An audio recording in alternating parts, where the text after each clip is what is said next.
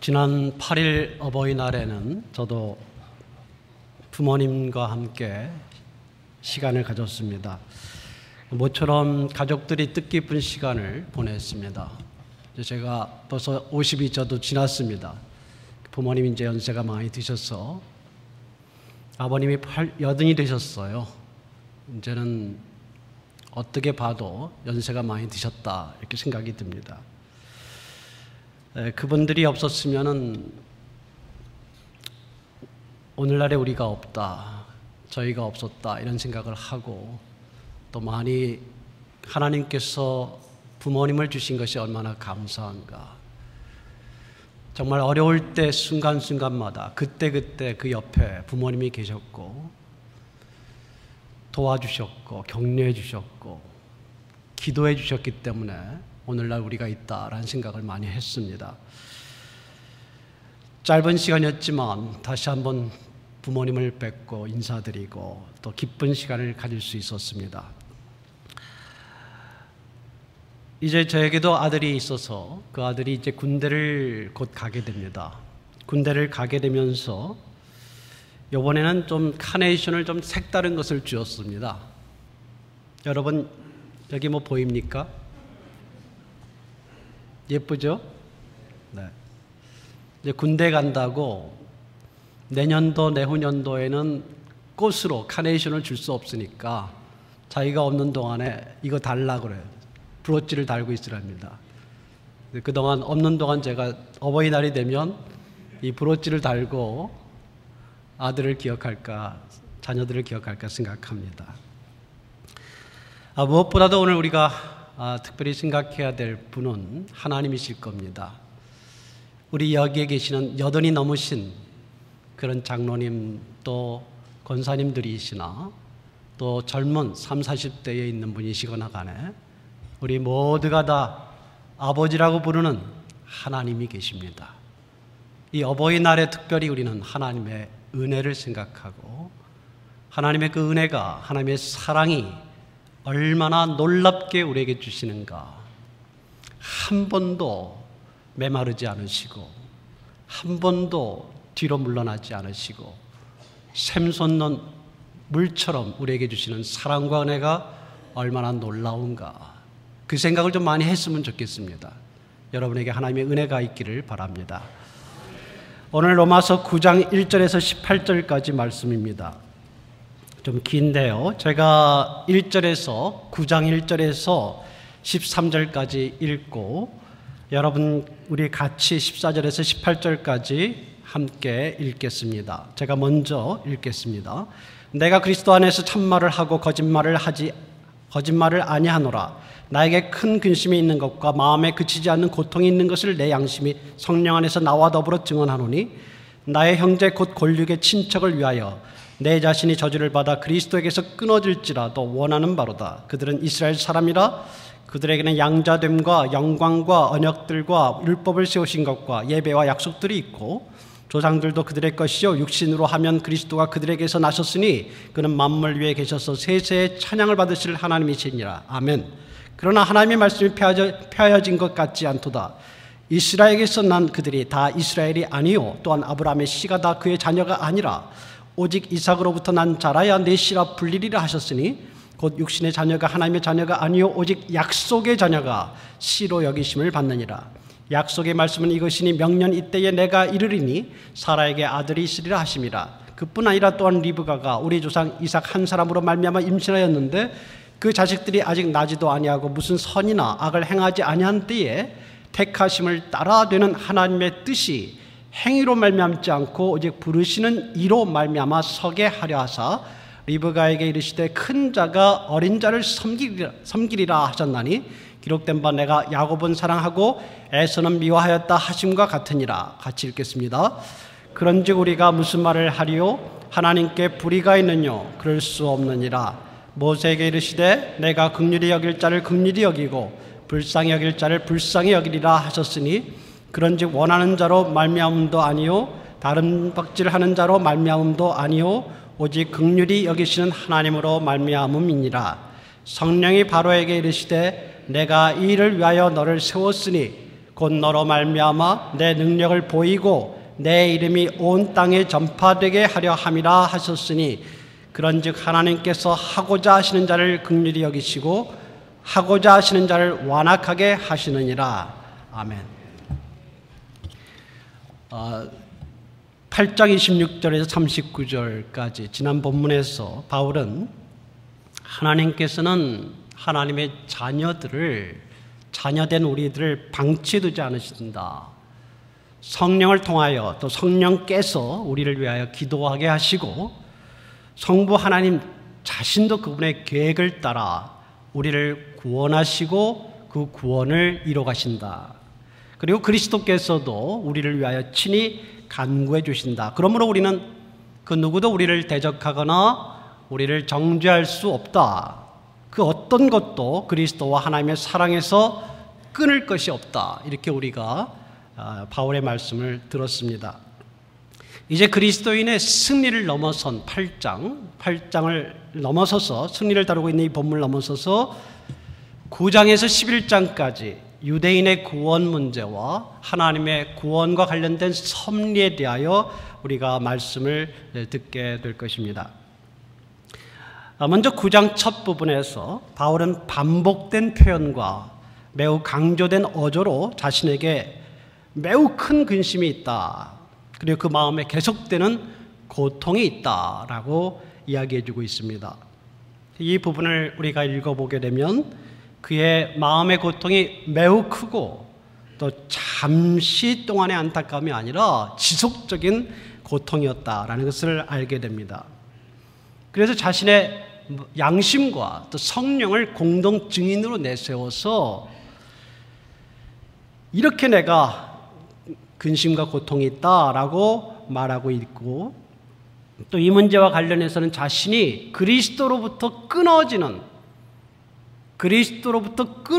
저주를 받아도 좋다라고 느낄 정도였습니다. 도대체 어떤 문제가 있길래 이렇게 심각한 고민을 하게 되는 건가요? 어떤 일이기에 우리가 알고 있듯이 주님으로부터 그렇게 쓰임받는 사도 중에 사도인 바울이 그리스도로부터 저주를 받아도 내가 좋다, 이 일을 위해서라면 이렇게 하면서 괴로워하고 근심하고 고통을 느끼고 또 견딜 수 없다고 이렇게 말하는 것일까요? 우리가 생각할 때 사도인 바울이 이런 표현을 써도 되는가? 라고 말할 정도로 어떻게 이렇게까지 표현할 수 있을까요? 물론 바울 자신도 쉽게 쓴 표현이 아닙니다. 바울이 이런 표현을 다른 데는 쓴 적이 없습니다. 로마서 이 부분에서만 바울이 쓰고 있습니다. 정말 안타깝고 견딜 수 없는 지속적인 괴로움이 그에게 있었다는 것입니다. 우리는 그 문제가 3절에 가서 무엇이었는지를 알게 됩니다. 그것은 바울 개인의 문제가 아니었고 그것은 그의 동족 유대인에 대한 문제였다는 것을 알게 됩니다. 바울이 그들을 부를 때 내 형제들 이렇게 부릅니다. 그리고 본문에는 골육의 친척이다 이렇게 나와 있는데 굉장히 강조된 번역인 것 같습니다. 친족들을 말합니다. 바울의 가족들을 포함해서 바울의 친족들, 그러나 친족들에 끝나지 않고 유대인 전체에 대한 생각이었을 것입니다. 그의 민족 유대인들이 살아계신 하나님의 아들 예수 그리스도에게 나오지 않고 믿지 않는 것을 바울은 견딜 수 없다는 것이었습니다. 바울은 이 유대인의 구원, 자기 동족인 민족인 유대인의 구원을 위하여 굉장히 애를 많이 썼습니다. 우리가 잘 알지 않습니까?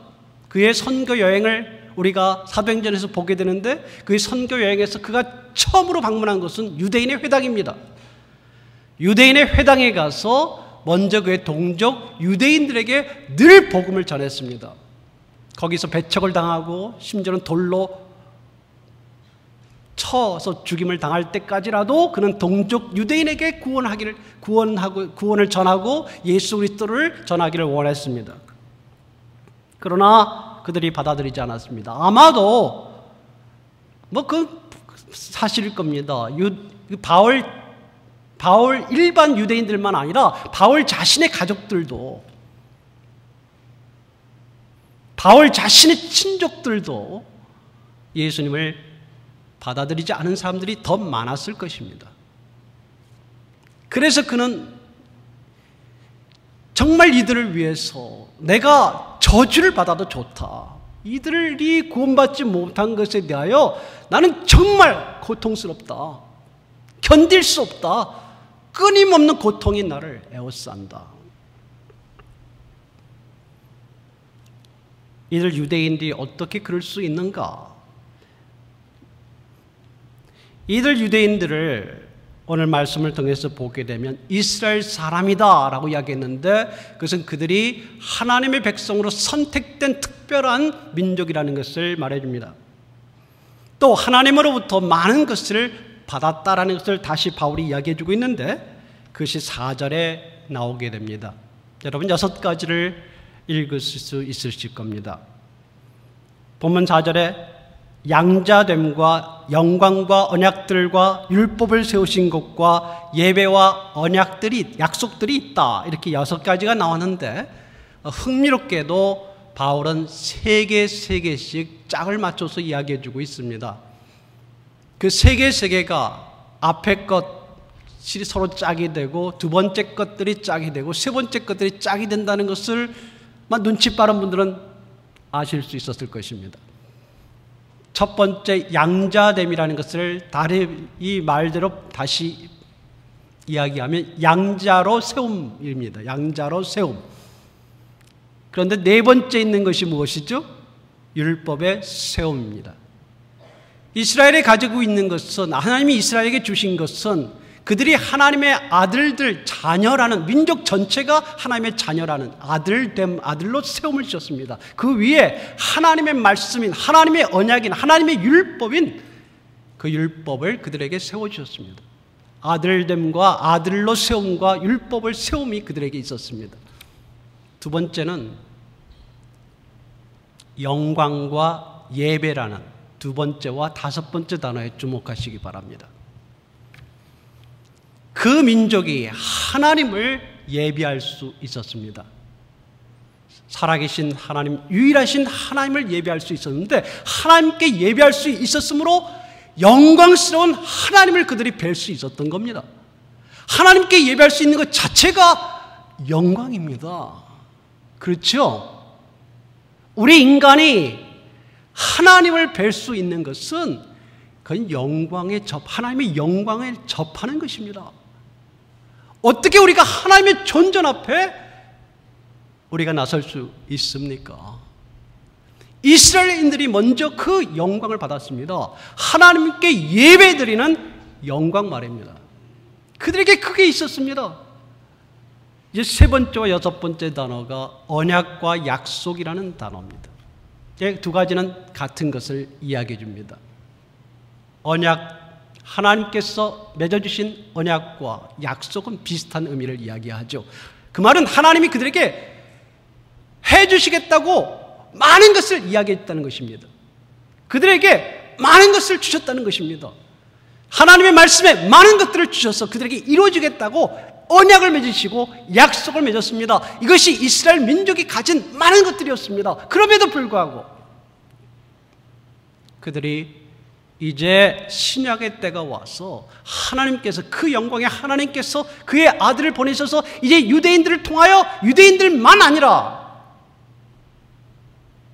유대인들을 통하여 모든 민족을 구원하시고자 하셨는데, 유대인들은 그게 싫어서 자신들만 구원하면 좋은데, 이 민족만 사랑해주면 좋은데 그렇게 안 해주니까, 이 민족이 지금 로마의 지배 아래 있으니까 이 민족을 구원해주는 것만을 바라고 있는데 정치적으로 안 해주니까, 하나님의 아들이 오셔서 하신 일이 그게 아니니까 받아들이지 못하지 않았습니까? 하나님을 섬겼던 그들이 하나님의 뜻을 거스르게 된 것입니다. 얼마나 안타까운 일인지 모릅니다. 5절을 보세요. 그들이 받은 은혜가 추가되고 있습니다. 그들에게는 자랑할 만한 조상들도 주어졌습니다. 여러분 아시죠? 아브라함 이전의 조상들도 있고 아브라함과 아브라함 이후에 이삭, 야곱, 요셉 등등 많은 믿음의 선진들이 있습니다. 그들이 자랑스러운 것입니다. 이스라엘이 가지고 있는 자랑스러운 것들입니다. 그러나 무엇보다도 그들로부터 그리스도가 나셨습니다. 육체대로 육신을 따라 그리스도가 나셨어요. 이게 얼마나 영광스러운 일입니까? 유대인들이 영광스럽게 느껴야 될 일입니까? 우리 육체를 따라 그리스도가 이 민족에서 나왔다. 이게 얼마나 영광스러운 일인데, 이 찬양받으실, 영원히 찬양받으실 이 하나님 예수 그리스도가 그들로부터 나왔는데도 그들은 이 예수 그리스도를 거절했습니다. 물론 우리가 생각할 때 다는 아니에요. 바울도 유대인입니다. 베드로도 유대인입니다. 많은 유대인들이 예수님을 믿었습니다. 그러나 더 많은 숫자가, 당시에 더 많은 숫자가 살아계신 우리를 위해서 오신, 유대인만 아니라 모든 민족을 위해서 오신 예수 그리스도를 받아들이지 않았습니다. 그래서 바울은 이 사실이 괴로웠습니다. 무척 오랫동안 바울이 괴로웠습니다. 바울이 괴로울 때 그 마음이 아마 견딜 수가 없었을 것입니다. 하나님의 뜻이 무엇인지 알게 됐을 때까지는, 적어도. 로마서는 바울의 사역 후기라고 할 수 있는 55년에서 57년경에 쓰여졌다고 이렇게 알려져 있습니다. 바울이 3차 선교행 가장 마지막 때인 고린도에서 이 로마서를 기록한 것이다 라고 대부분의 학자들이 생각을 합니다. 그게 55년에서 57년 사이인데요, 바울의 사역을 거의 마칠 때였습니다. 이제 그는 오랫동안 그가 최선을 다하여 그 민족의 구원을 위하여 애써왔는데, 많은 노력을 다 했는데, 가는 곳곳마다 그의 민족을 구원하기 위해서 애를 썼는데 이루지 못한 많은 일들 때문에 걱정하다가 괴로워하다가 이제야 그가 답을 얻게 됩니다. 로마서 9장, 10장, 11장은 거기에 대한 답이 실려져 있습니다.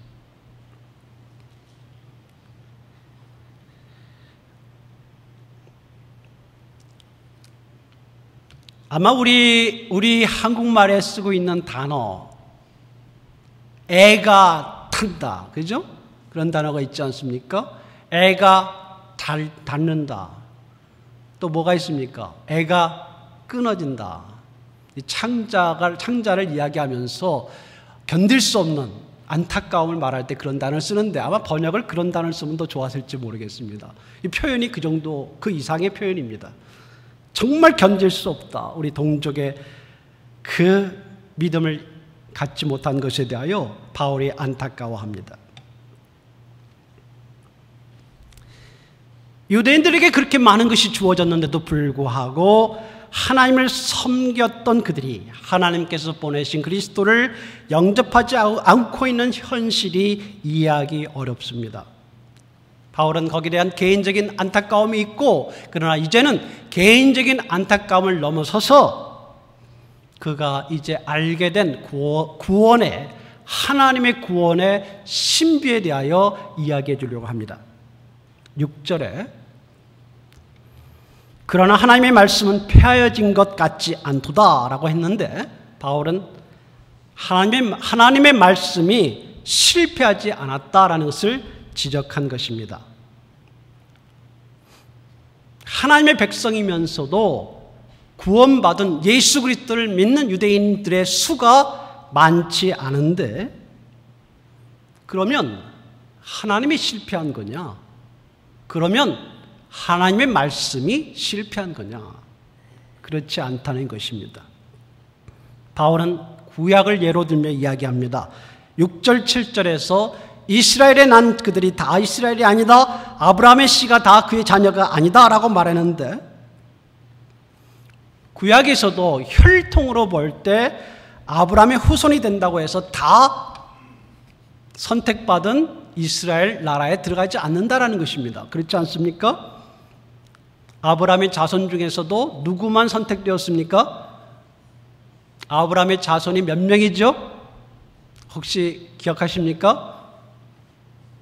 주일학교 노래 기억하세요? 아브라함에게는 몇 명의 아들이 있었는데 기억 못하세요? 그 예전에 그런 노래 했었죠. 아브라함에게는 7명의 아들이 있었는데 맞습니까? 네. 옛날 노래입니다. 이제 요새는 안 부르죠? 그런 노래. 근데 정확하게는 몇 명이죠? 8입니다. 8입니다. 그래서 여러분 이삭 낳기 전에 누구 있었습니까? 이스마엘이 있었죠. 하갈에게서 이스마엘. 그리고 이삭 낳고 나중에 사라가 죽은 후에 그 다음에 다시 결혼해서 6명의 아들을 낳습니다. 그러니까 도합 8명입니다. 8명 중에서 아브라함의 씨가 8이었습니다. 8명 중에서 오직 이삭만이 선택되었다는 것입니다. 혈통으로 된다고 다 선택된 백성이 아니다. 이것을 이야기하는 것입니다. 다시 이것을 8절에 말하기를 육신의 자녀가 다 선택된 하나님의 자녀가 되지 않는다라는 것입니다. 약속된 자녀냐 아니냐 그게 중요하다는 거예요. 약속된 자녀냐.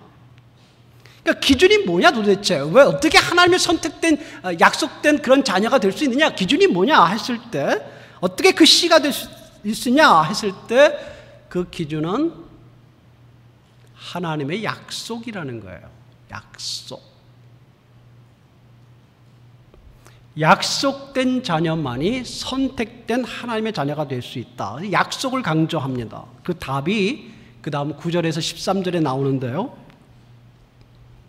왜 약속된 말씀을 강조하느냐? 9절에서 무엇이 약속이고 어떤 것이 약속의 말씀인가 알려주려고 합니다. 본문에서 하나님께서 직접 말씀하시는 내용이 나옵니다. 말씀하셨던 내용이죠. 이제 사라와 리브가에게 이야기하셨던 이야기입니다. 그것이 무엇입니까? 하나님이 사라에게 약속하신 것. 하나님 리브가에게 또 이삭에게 약속하셨던 것입니다. 그러니까 하나님의 약속을 강조하는 것은 뭐냐면 하나님 편에서 나와야 된다는 것입니다. 사람이 선택하는 것이 아니고 사람이 이루는 것이 아니라 하나님이 약속을 해주셔야 약속의 자녀가 된다는 거예요. 그 이야기를 강조하시는 것입니다. 사라에게 하나님께서 직접 오시겠다고 말씀하시고 아들을 낳게 될 거라고 이야기하셨으니까 그래서 이삭이 낳았다는 것입니다. 리브가에게 두 아들에 대해서 하나님이 약속을 주셨으니까 그대로 됐다는 것입니다. 에서와 야곱 잘 알죠? 에서와 야곱 그 둘이 태어나기 전에 하나님의 약속이 주어졌습니다. 본문에서 이야기하지 않습니까? 이 둘이 어떤 선악을 선택하기 전에 뭔가 선을 행하고 뭔가 악을 행해서 선택한 것이 아니라 우리가 이해하기 힘들지만 받아들이기 힘들지만 그들이 선택하기 이전에 이미 하나님이 약속이 있었다는 거예요. 하나님의 선택이 있었다는 거예요. 큰 자가 작은 자를 섬길 것이다. 내가 사랑하는 자는 이삭이 될 것이다. 야곱이 될 것이다 하죠. 그래서 11절에 말씀대로 하나님의 뜻이라고 나오는데요. 하나님의 뜻, 이 뜻이라는 말을 우리가 지난 말씀에서 살펴보았습니다마는 하나님의 계획을 말합니다. 미리 하신 계획, 뜻, 그리고 목적을 말합니다. 그러니까 미리 구상하신 하나님의 계획대로 하나님의 목적대로 되었다라는 것입니다. 어려웠죠? 이야기가 쉬운 이야기가 아닙니다. 이 구원의 신비입니다. 그래서 약속의 말씀이다 라고 합니다. 택하심을 따라라는 말씀이 나오는데 하나님의 선택을 나타내는 표현입니다. 하나님의 계획대로 하나님의 선택하신 일이 먼저 있다는 거예요. 우리는 그것을 잘 알지 못합니다. 분명히 야곱의 잘한 점이 있고 에서가 못한 점이 있습니다. 거기에 대해 성경이 지적하는 것이 있습니다. 그러나 야곱도 못한 게 있고요. 어떻게 야곱을 통하여 하나님께서 이스라엘을 이어가게 하시는가? 답은 뭐라고요? 하나님의 선택이었습니다. 하나님의 계획이었습니다. 하나님의 약속이었습니다. 그래서 11절 말씀처럼 어떤 사람의 행위로 일어나는 것이 아니다. 뭔가 잘해서 되는 것이 아니라 오직 누구를 통해서요? 11절 오직 누구를 통해서? 부르시는 이로 말미암아, 즉 하나님 자신으로 말미암아 하나님의 구원이 이루어지도록 한다는 것입니다. 그래서 우리가 하나님의 구원에 대해서 잘 이해가 안 되는 게 많습니다. 하나님의 구원은 우리의 생각을 넘어갑니다. 우리가 잘해서 뭔가 잘한 사람에게 보상 주는 게 당연한데 그런 것도 있지요. 하나님 왜 안 하시겠습니까? 그러나 이 구원과 관련해서 하나님께서 이야기하실 때 하나님의 섭리를 먼저 강조합니다. 그러면 구원에 있어 사람의 책임은 없습니까? 구원은 하나님이 하시는데 누구는 내버려 두고 누구는 구원하신다면 하나님 공평하지 않잖아요? 하나님 그러면 불의하신 것 아닙니까? 이런 질문이 나오는 것이죠. 14절. 바울은 이거에 대한 많은 이야기들을 앞으로 이야기할 것입니다. 9장, 10장, 11장이 그에 대한 이야기입니다. 오늘 본문에서는 특별히 15절 이하에서 바울은 모세에 대한 이야기와 바로에 대한 이야기를 소개합니다. 우선 모세와 관련된 말씀이 15절, 16절에 나오게 되는데 하나님께서 긍휼히 여길 자를 긍휼히 여기고 그리고 불쌍히 여길 자를 불쌍히 여기신다라는 것을 강조하시면서 한편으로는 하나님의 구원이 공정하다. 긍휼히 여기지 않을 자를 긍휼히 여기는 것이 아니라 긍휼히 여길 자를 긍휼히 여기고 불쌍히 여길 자를 불쌍히 여기는 것이다 라는 뉘앙스를 가지고 있으면서도 그런 말씀의 뜻이 있으면서도 중요한 것은 그보다 더 넘어서는 것입니다. 무엇이냐면 그 다음 표현인데요. 16절의 말씀처럼 하나님이 긍휼히 여긴 자를 긍휼히 여긴다. 하나님이 불쌍히 여긴 자를 불쌍히 여기는 것은 하나님이 하시는 것이다라는 데 더 강조점이 있습니다. 구원은 첫째 우리가 생각해야 될 것은 구원은 원하는 자에게 주는 것이 아니다. 달란다고 주는 것 아니다. 그 말이죠. 둘째, 구원은 달림박질한다, 달린다, 뛰어다니면서 열심히 해가지고 얻는 것 아니다. 무엇이다라는 것입니까? 구원은 하나님 긍휼히 여기시는, 이해하십니까? 긍휼히 여기시는, 긍휼하게 생각하시는, 자비를 베푸시는, 사랑을 주시는, 은혜를 주시는 하나님으로부터 말미암는다. 사람에게서 오는 것이 아니다라는 것을 강조해 주는 말씀입니다. 이게 우리가 알아야 될 첫 번째 구원에 대한 이해입니다. 하나님으로 말미암는다. 이것이 모세와 관련된 말씀에서 강조하는 부분입니다. 17절, 18절은 바로와 관련된 말씀인데요. 여러분 바로 잘 알죠? 애굽의 바로 말입니다. 그 바로에 대한 이야기입니다.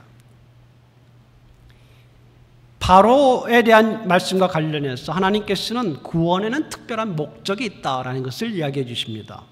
그러니까 바로가 그때 이스라엘 민족이 이집트를 떠나 가나안으로 가서 새로운 민족과 하나님의 나라, 이스라엘의 나라를 만들어 가기 위하여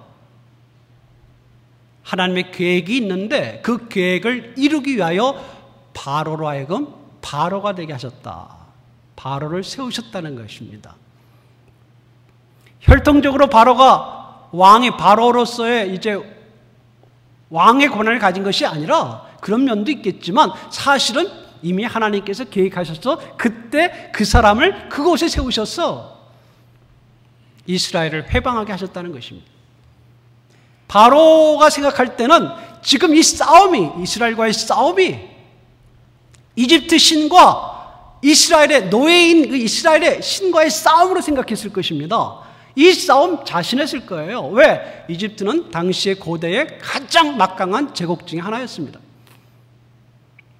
이 나라가 그까지 히브리 노예들의 신을, 그 나라를, 그 사람들을 이길 수 없겠는가 이렇게 생각했던 것입니다. 그래서 더 혹독하게 했던 것입니다. 아마 하나님의 쓰임받았던 모세와 아론 그리고 이스라엘 백성조차도 잘 몰랐을 것입니다. 뭐를요? 사실은 그 바로를 세운 분이 하나님이셨다는 거예요. 바로는 전혀 생각할 수 없고 심지어는 하나님의 백성들도 생각할 수 없었지만 하나님은 그 너머에 위에 그 모든 일을 주관하시고 이루어가시는 분이셨다는 것입니다. 그러면서 하나님께서 이 일을 통하여 바로를 그렇게 세워서 이 일을 하게 함으로써 하나님의 능력이 얼마나 크신가, 그리고 하나님의 이름이 얼마나 놀라우신지 전파하기 위하여 하나님의 목적이 있었다는 것입니다. 여러분 생각해 보세요. 그 이집트 사건, 애굽의 출애굽 사건이 있었기 때문에 당시의 고대 근동에 하나님의 이름이 드러났습니다. 그 사건이 있었기 때문에 대대로 이스라엘은 그날을 기념합니다. 하나님이 어떤 분인지 고백하게 되는 게 그날입니다. 출애굽의 그날은 이스라엘의 축제 가운데 가장 중요한 날이죠. 6월절 아닙니까? 그 사건이 있었기 때문에 하나님이 누구신지 드러났기 때문에 하나님의 놀라우심이 드러났기 때문에 오늘날 우리가 하나님이 그런 분이구나 라는 걸 알게 되었습니다. 이게 다 어디서 시작됐어요? 하나님의 계획 속에서 나온 것입니다. 하나님의 목적 속에서 나온 것입니다. 바로와 이스라엘 백성과 모세조차도 그걸 몰랐지만 오늘날 우리가 고백하는 것은 그게 하나님의 계획 가운데 되어졌고 그 계획으로 인하여 오늘 우리에게도 하나님이 얼마나 놀라운 분인지를 알고 고백하게 만드셨다는 것입니다. 이게 하나님의 계획이었습니다.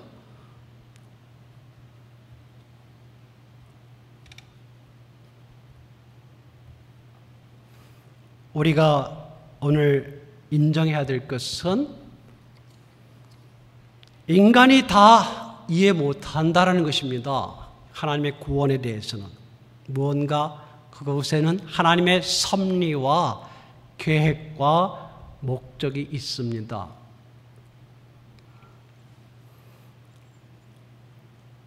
이 말씀의 초점 중에 하나가 인간의 이해를 넘어선다는 것입니다. 구원은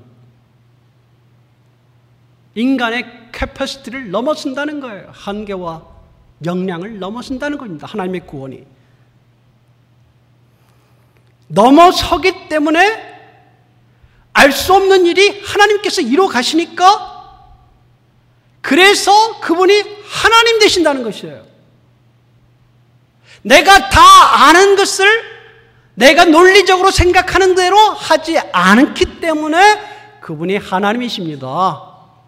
맞습니까? 내가 아는 범위 외에 하면 그분은 인간밖에 안 되지만 구원과 그분의 사역과 행하시는 모든 일을 우리를 넘어서기 때문에 때로는 것이 우리의 마음에 들거나 안 들거나 간에 우리의 한계를 넘어서서 하시는 분이기 때문에 그분은 하나님이십니다. 그분은 하나님이십니다. 하나님께서 이유 없이 하지도 않으시고 그분의 목적이 있는데 그 목적이 그때는 모를 수 있다는 것입니다. 바울이 자기의 동족을 위하여 유대인들을 위하여 그렇게 애쓰고 정말 구원하기를 원했는데 많은 수고를 아끼지 않고 이방인들에게 전하기 전에 먼저 유대인을 찾아가서 전도했는데도 열매가 없었습니다. 별로 많지 않았어요. 우리가 열심히 했는데도, 정말 열심히 했는데도 안 돼요. 내가 아무리 이해해 보려고 해도 이해가 되지 않습니다. 그런 게 있어요. 아니, 있어야 하죠. 거기에는 뭐가 있습니까? 하나님의 섭리가 나를 넘어서는 일이 있는 겁니다. 그때는 조용히 우리가 하나님의 구원과 하나님의 섭리를 인정하고 바라는 것입니다. 기다려야 되는 것입니다. 하나님이 원하시는 자를 긍휼히 여기시고 하나님이 원하시는 자를 마음을 굳게 만들어 바로처럼 만드실지라도 하나님의 일은 완전하고 또 그 일을 통하여 결국 하나님의 구원을 이루실 것이다. 여러분, 우리가 이 생각을 할 때 한 가지 생각을 잊지 말아야 됩니다. 우리가 누굽니까, 여러분? 우리가 약속의 자녀입니까, 아닙니까? 이 자리에 모여있는 우리가 하나님이 약속하신 대로, 부르시겠다고 하신 대로 그의 백성을 이제 불러서 그의 품에 안아주시겠다, 그가 구원하시겠다고 하신 대로 우리가 구원받았으므로, 맞습니까? 우리가 누굽니까? 하나님이 먼저 약속하신 대로 구원받은 약속의 자녀예요. 여러분, 한 분 한 분이 약속의 자녀입니다. 그러므로 잊지 마십시오. 하나님의 약속의 자녀를 부르실 때 그의 목적이 있습니다. 그 목적은 우리의 생각을 넘어서고 그의 계획은 우리의 상상을 초월합니다. 하나님의 구원을 이루시기 위해서 우리를 귀하게 쓰시기 위해서 하나님께서 지금도 그 구원의 사역을 감당하시는 것입니다. 기도하겠습니다. 살아계신 하나님, 우리의 구원이 하나님으로부터 왔다는 것을 이 시간 고백하고 하나님을 찬양합니다. 살아계신 하나님께서 이제 한 분 한 분을 약속의 자녀로 부르신 것을 잊지 않게 하시고 우리의 구원이 사람에게서 온 것이 아니라 살아계신 하나님, 계획하시는 하나님, 목적을 이루시고 목적을 가지고 목적을 이루어 가시는 하나님으로부터 왔다는 사실을 깨닫고 흔들림 없이 하나님을 바라보게 하시며 우리 주변에 일어나는 모든 일들로 인하여 흔들림 없이 하나님의 구원과 섭리를 바라보는 모두가 될 수 있도록 도와주시옵소서. 우리 주 예수님의 이름으로 기도했습니다. 아멘.